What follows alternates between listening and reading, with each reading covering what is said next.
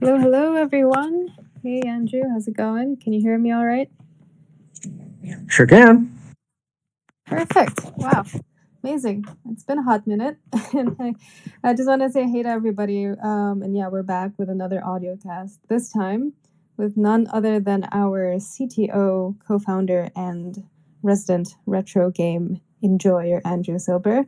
This one is going to be a really snazzy one, you guys. And yeah, just for some context, Andrew and our product manager, Andy, they had just released this thought leadership piece on Medium. And if you haven't yet, go check it out. It goes pretty deep into what artificial intelligence could achieve within Web3 gaming ecosystems. And that's what we're here to unpack today and pick out some really salient points about how we game, the future of the internet, and just game production on steroids, basically. Andrew, how's it going? Great to have you on. Hey, it's going great. Yeah, I'm real excited to be here with y'all. I see some names I recognize from the channels. But yeah, this AI is a subject that's really near and dear to my heart. My degree is actually in cognitive science, not computer science. So I'm super happy that this whole big wave has finally caught up to us. So yeah, real excited.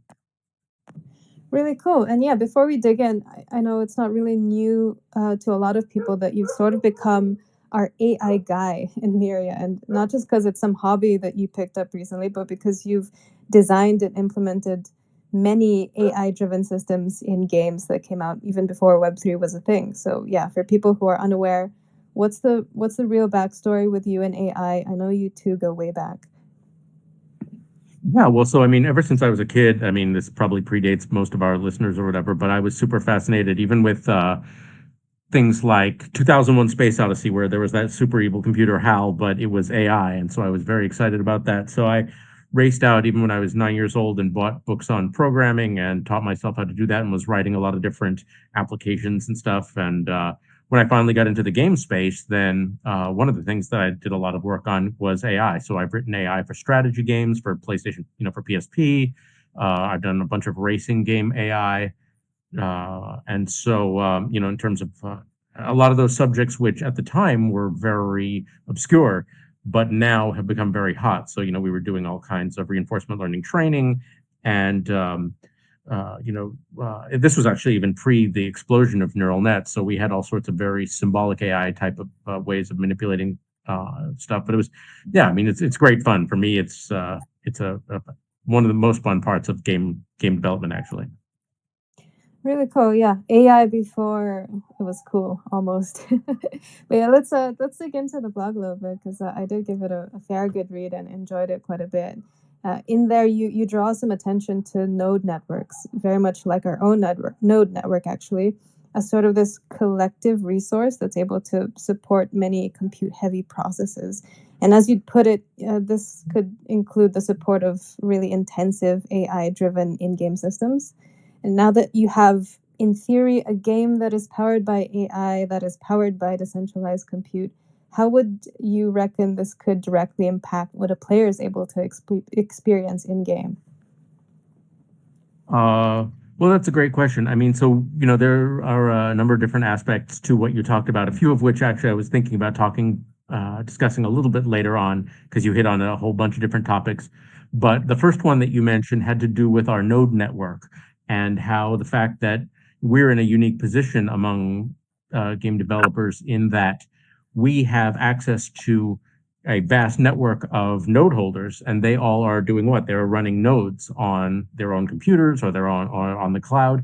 And as a result, these days, especially for those of you who are really following the AI space, you know that compute is king. I mean, the biggest challenge for a lot of these companies is finding literally enough processor time, GPU time, to actually execute the inference models, the training models, whether it's doing large language models or generative AI. It's all very, very CPU and GPU intensive. And so whereas we have a network of nodes, then there's a big opportunity for us and for everybody else who are in our position to introduce a whole new type of dimension to the gaming space, which now that everybody is going to be able to train their own AI and have their own very personalized AI, generate their own assets and this and that, then this compute is going to become extremely important. And this decentralized node network will allow us to actually be able to provide people with compute for character training, and we can work that into our tokenomics, sort of a proof of work, but this time with utility rather than just digging a hole and filling it back up. So, you can imagine a world in which characters are, suppose you have arena battle fighters or you want to train bots for a shooter, then you can set up your own training environments, teach them what you know, and then let them run millions and millions of simulations on a GPU somewhere in the cloud as part of our network, and then they could come back into the games and actually really behave like AI characters.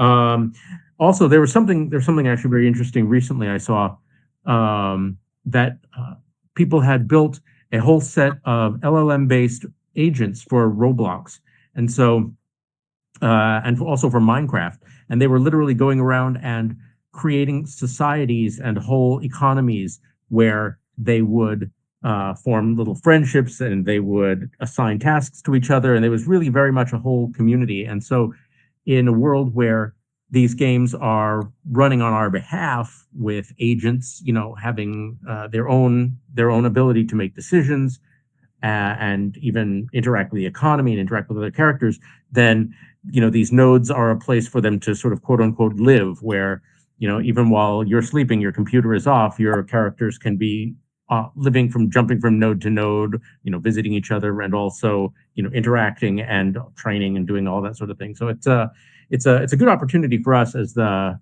to make even more use out of our node network, which is something I think that's always valuable in this space. That's making me question more and more whether or not we're one of those simulations that are being just ran by some AI system in some cloud I think compute environment. I think that's probably chances of that are pretty high. It's fair to assume, right? Like that we're actually just some NPCs that were made more intelligent by some AI and then it just layers on into AIception. That's yeah, but before we kind of go into that existential kind of place, I get what you mean. It's probably why cloud computing and edge computing are getting really hot now too. It's because a lot of the physical demands for physical hardware is starting to be not a blocker anymore because of this technology, and that's probably where it's going, it seems. I know that NVIDIA sort of tried to nip it in the bud and create their own cloud GPU just to kind of save the potential downfall from people not needing GPUs anymore. But yeah, it's pretty interesting possibilities that you can open up just with that technology alone. One of the highlights, really, of that read for me, at least, was the bombshell use case that you posited for NLP, especially with regards to the interoperability puzzle. Especially since right now developers in the space have been racking their brains over interoperability in general for quite some time now. What's a good analogy to describe NLP, gatekeeper models, and their potential role in bridging gaming worlds together? Yeah, well, that's another aspect that I think is going to be really has a lot of possibility, because as you know, in the Web3 gaming space, one of the North Stars always had to do with interoperability, but there were always a huge number of challenges. I mean, it was something that we all, were always vectoring towards, but things like asset compatibility. I mean, everybody's running on a different type of an engine. Their models are following different formats. They have different animation structures. Their utility in the game is very, very different. In one game, you have weapons and this and that all are meaningful in one game, but not in another. Currency compatibility. I mean, whether or not you have economic equivalency between some amount of one in-game's soft or hard currency and another. And for any games that wanted to be interoperable with each other, there never really emerged a clear standard. Whether it was, whether it would have been sandbox or anything else like that. And so, as a result, anybody who wanted to have any sort of interoperability, it needed to be solved on a very retail basis. That is to say, every game company needed to coordinate with each other to reconcile all the issues that I just mentioned. But now there's a whole new opportunity because I don't know again how much all of our listeners have been playing around and working with these LLM models, but they really are quite impressive in terms of their ability to um, to detect patterns, to follow instructions, to glean information that might be sort of hidden in a corpus of information, as well as have evolve a deep understanding, especially with fine tuning techniques Mhm. of a game's or any knowledge ecosystems space. So there's absolutely a world in which, for example, I mean, I'll just paint a picture here. Suppose that I own an NFT, which represents a character in my game, you know, and he's got a character, he's leveled up, he's got weapons, he's got certain abilities and things like that. Well, with the aid of both of an LLM coupled with which has been empowered with different generative AI tools, then you can easily imagine a scenario whereby I sort of knock on the door of another game which is managed by an LLM, a gatekeeper type of an agent, who will then take a look at your NFT, look at go to the blockchain, look at what the character looks like, look what its stats are, and then compare what it knows to be your stats and your different characteristics of your whether it's a character or a weapon or a piece of clothing or anything like that, and then literally adapt it in real time for the game and for the game that you're visiting. You know that you are not. Maybe you're not a member. Maybe you're thinking about it. Maybe you just want to, like I said, come and play with your friends on another Mhm. game. And so, whereas in the past something like that would have been unthinkable, but now it's certainly possible that you could train an LLM to uh, by fine tuning it on your game economy, say, okay, you know what, this weapon is but roughly equivalent to this in our world, so we'll give him one of those. And your clothes, you know what we'll do? We're going to generate you a 3D model using Meta's 3D asset gen or one of those APIs, and rig it. All of that stuff is coming. They're rigging in the animation automatically, and then drop it into their game, and it would be able to generate for you an equivalent set of the parameters for their game space. And things like that, I mean, are, they used to, like I said, be unthinkable, and now, um, it's absolutely within grasp.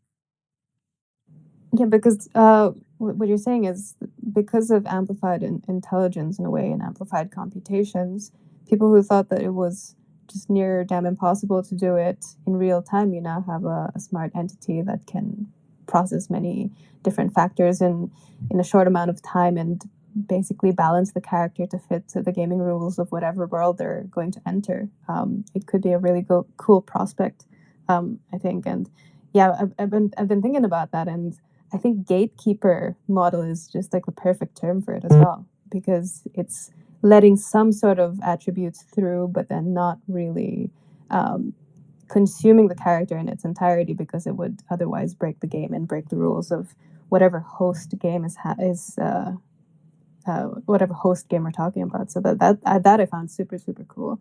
Now going into, there are some other bits I think that you mentioned also during that Medium blog, and it had something to do also with more.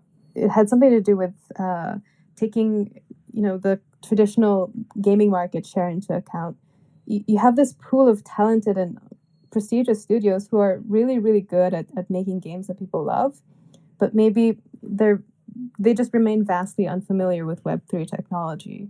It's either their developers haven't really had a hand in Solidity or any coding languages that had to do with blockchain, or they just don't have the time to go through mounds and mounds of SDKs and documentation, even if it's presented in a really organized way. Where do you think AI can step in to fast track this process and implementation? And yeah, the implementation of Web3 SDKs and by extension, the adoption of Web3 technology. Yeah, that's a great question, and it's a really good use case for AI. And there's several different aspects to that. So, I mean, as you said, for Web2 gamers, or Web2 developers, whose primary focus is making fun games, and so they're, either graphics programmers or physics programmers or gameplay logic programmers or UI programmers, but they certainly do not have a background in Web3. And so if I start to say things to them like smart contracts or Solidity or EVM or L2 or DEXs or bridges or collection metadata or faucets or Sepolia testnet or interplanetary file system, they'd just be absolutely blah, blah, blah. So um, it really the barriers are actually fairly significant in terms of going outside of their lane. And so for us, there are a lot of interesting aspects to this. So for example, right now, as we discussed, the LLMs have just exploded in terms of their usability, their intelligence level, their affordability. And so, you have, Claude, which has fantastic models. OpenAI, we have Llama, Gemini and Mistral and Quen and Grok and DeepSeek. And so, it really is going to be a race to the bottom in terms of price and accessibility. I mean, it will be ubiquitous everywhere all the time. If everybody has not realized yet that yet, realize it now. And so, to that end, there are a couple of different things that we feel there are immediate applications for. So for example, one is co-pilots. So you probably heard the term bandied about, but basically it amounts to an AI assistant on a platform of some kind. So for example, on the MYRIA platform, you can imagine a scenario where there is a natural language and assistant that says, "Hi, I'm your helpful blockchain gaming assistant. I can help you to guide you through operations like transfers and airdrops and minting and creating collections and managing wallets, all using natural language, so people don't have to run around and try to figure out, gosh, do I have to write a separate application with an SDK? Do I have to jump around to these arcane pieces of the website to try to enter different addresses and keys?" The whole thing will be literally be able to hold you by the hand and take you through these processes as if you were just talking to a person. And this is a real and very a very practical use case that will, I think, really help to onboard Web2 developers who otherwise do not have any concept of what it means to create a collection of NFTs, mint them, and send them out onto into the marketplaces. Another one is SDK integration. So there's two aspects to this one. Because we have these LLMs, then on the one hand, we can use techniques like RAG or graph RAG which is retrieval augmented generation, to take, for example, all of our documentation as well as other information about blockchain, chunk it up into a vector database, and then the user can simply talk to a little chatbot that will answer questions about the SDK. It'll say, okay, if I wanted to, if I start minting NFTs, do I have to poll the blockchain backend, or will I get a call back? Something like that, which you'd have to go hunt through the documentation for, or even if you didn't know how that would work, it could explain it to you. And then, of course, there's the other application, which I also think is very exciting, and that is literally the idea of code creation.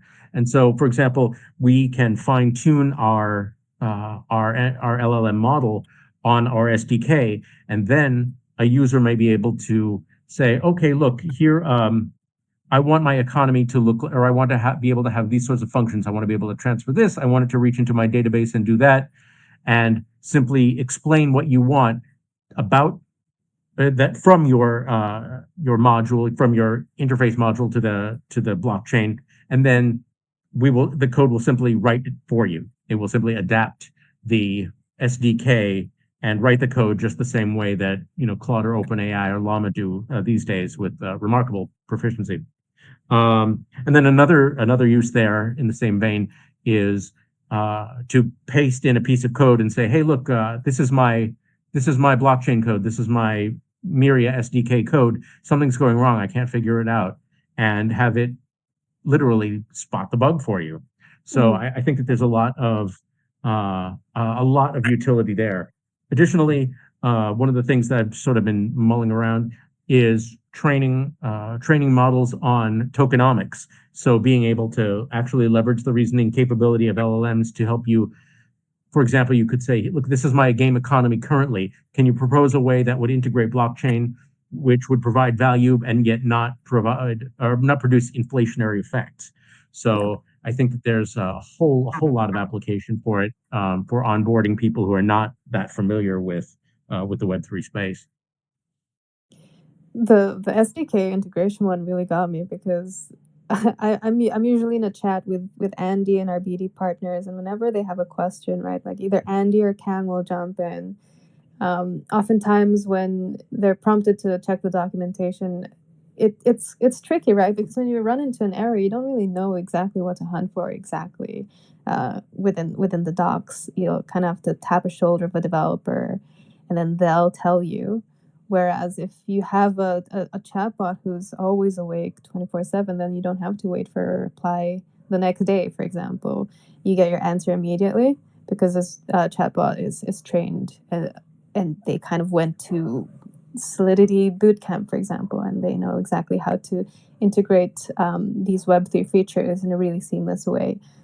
So yeah, that definitely speeds things up quite a fair bit. I think like, these applications, it could also just be the tip of the iceberg when it comes to accelerating development, not just in gaming, but in other disciplines as well. I guess it's just really poignant for us in gaming just because we're a gaming ecosystem, but then you could map this over to maybe other industries as well that have something to do with software integration or data migration or data governance or anything that's looking to change a large amount of infrastructure could definitely benefit for something like this.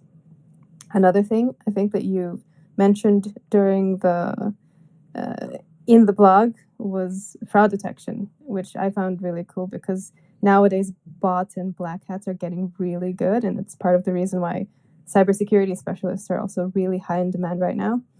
In gaming specifically, could you tell us a little bit more about adversarial models and how they can be basically the new smart police in the gaming world? Sure. So, I mean, uh, in terms of fraud and scam detection, I think you're right. I think that there is going to be, I mean, there's already a huge amount, but I think that there's going to be an increasing, I mean, especially when people have AI agents and things like that running around trying to perpetrate scams and, try to, play little market manipulation games and things like that. I mean, there's nothing new um, about using a certain amount of machine learning to spot some fraud detection. I mean, companies have been doing that for 10, 15 years now. But what is new is that because of the explosion in the last couple of years, then using deep learning techniques has actually really exploded in terms of the number of different strategies and papers on archive that have been written compared to how it was even 3 years ago. And um, so as I said, what is new is novel approaches that again are side effects of a lot of the development in some of the recent things. So, for example, you have AlphaGo and the AlphaStar projects, which through a sort of reinforcement-based self play mechanism are able to improve better than any human at playing games. Uh, well, so leveraging those techniques, there's been a lot of research done, especially when you start integrating deep reinforcement learning. So reinforcement learning is based in sort of an iterative policy, but once you introduce neural networks into it, then it sort of gives you all that juicy goodness of spotting things which humans could never think of. I mean, it would be I mean, just like within the famous move 37 in AlphaGo. So when you combine deep reinforcement learning with generative AI, you can use things like GANs. So a GAN for those who don't know, is a generative adversarial network. And so literally what it does is it will pit two different models that were trained, one as a hacker and one as a cop, or whatever you want to call him. And then they literally would be rewarded. They would be pitted against each other and rewarded to try to fool each other. So in other words, the hacker would try to do something, generate a pattern of use cases, transactions or gameplay movements or text-based scams. So maybe they could have a conversation in which one tries to scam the other, and the other one's goal is to detect that, and they can challenge each other to actually and of course self-improve each other. That is to say, they by each one forcing the other one to get better and better, trying to reinforce it. And so we'll be able to leverage these techniques, which have been adapted for other things, but now we can bring it to the AI and gaming, or the blockchain and gaming space, to really weed out what I think is probably going to be a lot of there's going to be a fair number of bad actors. I mean, there always are. So there's nothing new there, but yeah. Yeah, that's definitely the way to catch up, considering also that it takes many, many years for cybersecurity specialists to gain their certifications. And then it takes a lot more reading up to do to get up to speed with ISO security standards, for example, or anything that has to do with governance, risk, and compliance, basically. But yeah, accelerating an AI to do that for you, and then on top of that, uh, letting them spar with each other, I think is a pretty cool idea. Considering also that what was that? There's an internet meme, something out there saying that because microchips and computers are essentially made out of semiconductors that were mined from the earth, we basically tricked rocks into thinking for us, and now we're kind of tricking rocks into outwitting each other, which is how far we've come as a civilization, it seems. And but yeah, I guess the gist of it is where it's cool to see them being kind of conceptualized within the realm of blockchain gaming, and most certainly because we have people who are cheating all the time in crypto. People are cheating to earn more rewards, so could be a really good balancing factor, I think.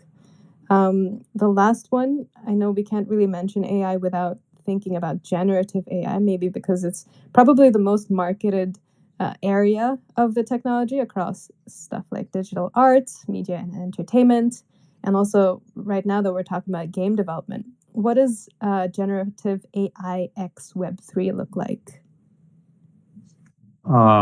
So I mean, a lot of the things that have been going on in the AI space recently are applicable not just to Web3 games, but also Web2. And so, in this conversation, I wanted to initially highlight, some of those aspects which were unique to Web3, and what AI can bring to the Web3 space.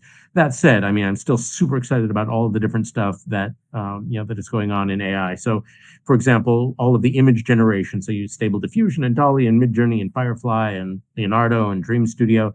The ability to generate new content. So really democratizing people's ability to create. Whether it's NFTs or characters or environments or weapons or anything like that is just going through the roof.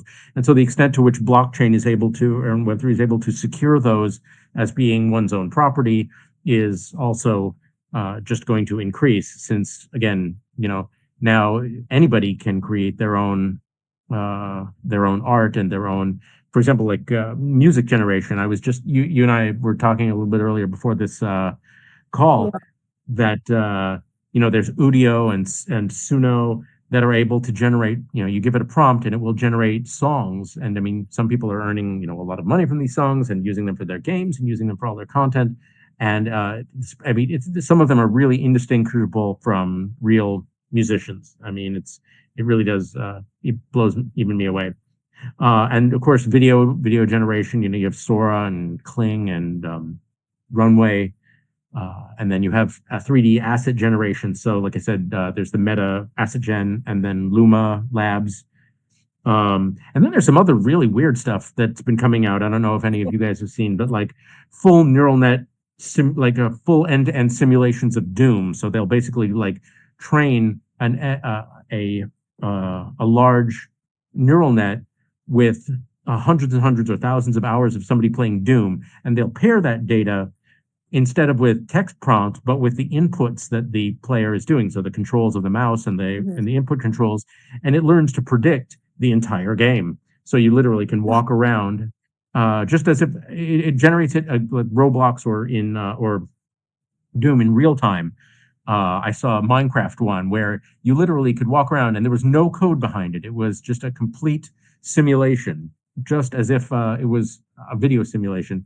And people could, destroy blocks and create things and build things, and it was completely able to do that. So I think, again, speaking to the point about democratization and being able to build your own worlds and your own games, that's never been truer. And so between that and things like now there's in order to train so skipping over to robotics, NVIDIA, I have some friends who work over at NVIDIA working on Omniverse, which is a real world simulation of everything. I mean, it really allows, I mean, the reason why they built it that way is so that it simulates all the physics, all the interactions down to friction and, you know, wet surfaces and all of these different factors so that they can train robots so that it's easier to do than in real life. And that also has a lot of applications in gaming. So I think that whereas before, um, there were several different competing engines, but none of them were really a lingua franca. I think NVIDIA's Omniverse might have an opportunity to really step out and be a standard for world building in this new space. So yeah, I mean, it's just amazing, and I'm sure though that a lot of this stuff is not new to some of our listeners now because almost by definition, our DGen friends here are plugged into every new thing that's going on. So I'm sure I haven't said anything that they aren't aware of yet. Yeah, 100%. I mean, I've been taking notes just because it's just a nice little summary of which AI tools can give you which outputs.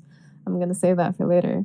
But yeah, I was actually just on Grok the other day, and it's quite good. It's quite sharp. There's just some little bits where I tell it to give me like a picture of some fast food, and then I order it with no fries, and then the next picture incessantly has like fries, and then on top of that, the next it kind of evolves into this snowball of, oh, I think you got me wrong kind of thing. So maybe there's still some LLM uh, kind of NLP work that needs to be refined a little more.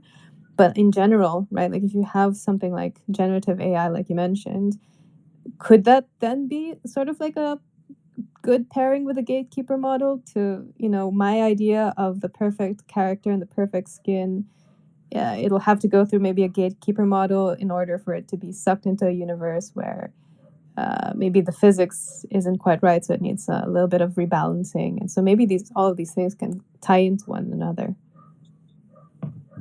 Yeah, well, I mean, I think that certainly between the generative model creation and the LLMs driving the back end of that, I think that the ability for players to create characters that are much more customized for their own personality, regardless of whether it's backed, to be honest, by an NFT, which is on chain, or just a standard game, uh, will is going to be huge. My thought about the gatekeeper was, again, to speak to the question about interoperability, which again has been one of the challenges for the Web3 space, but always been this sort of holy grail of one of the promises of Web3. And so I'm very encouraged by what I'm seeing with the AI space that will bring us closer to that goal. Yeah, I think the layer of NFT is really good if you're thinking about either auctioning off your creation or it gains some sort of social reputation and tie some sort of social value to it, such that you can offer it up to somebody else and exchange ownership. But then, yeah, I guess it's not super limited to the Web3 space, and you can just theoretically just customize your character endlessly before it gets validated as an acceptable character within that given universe. And then we're talking about a really, really diverse player pool where seriously nobody is the same, because not everybody thinks the same. Yeah, I mean, and to sort of touched on, I think a couple of points throughout uh, throughout the talk today so far. But one of the things I think that regardless um, uh, of anything else, I think that blockchain and Web3 and crypto really is the lifeblood of our AI future, and I think that that is becoming increasingly obvious to everybody. I cannot overstate that point. And so when starting this year, AI agents have really become the hot topic. So last year was the year of these chatbots where that are sort of self-contained, and you talk to them and maybe they can do they can produce one thing. But now there are all of these agentic frameworks and structures. So you have OpenAI's Operator, they just dropped. Microsoft's Magentic. You have OpenAI Swarm, which is an experimental API. You have LangChain and AutoGen, which have been around for a while. Crew AI, Anthropic's computer use. They just released that, and so the the the world is going to be very, very different in 12 and 24 months when people have agents operating on their behalf, whether it's playing games, whether it's farming or grinding in some blockchain-based gaming universe, or whether it's booking them vacations or searching for the best deal on something. These agents are going to be breaking out of just their little chat box and going online and being able to perform a lot of transactions at a much higher speed and in a much higher volume than anybody has ever seen before. So I think that uh, the Web3, the blockchain, the crypto space, whether it's in gaming or otherwise, is going to just explode as a result of AI. And like I said, I cannot overstate that point. Yeah, it's exciting stuff. And if you look at the market cap also of AI related blockchain projects, tiny compared to a lot of the other stuff going on in the space. And it could very well be the new kid on the block as like an emerging sort of market shareholder in their category, just because they can be linked to so many other things. So yeah, that's definitely something to be super excited about. I wish I could show everybody the song you made using AI, but I can't because drat. It's my audio is not linked properly to OBS at the moment. X's browser version wouldn't. Yeah. Well, you can post it. You can post it on one of the forums.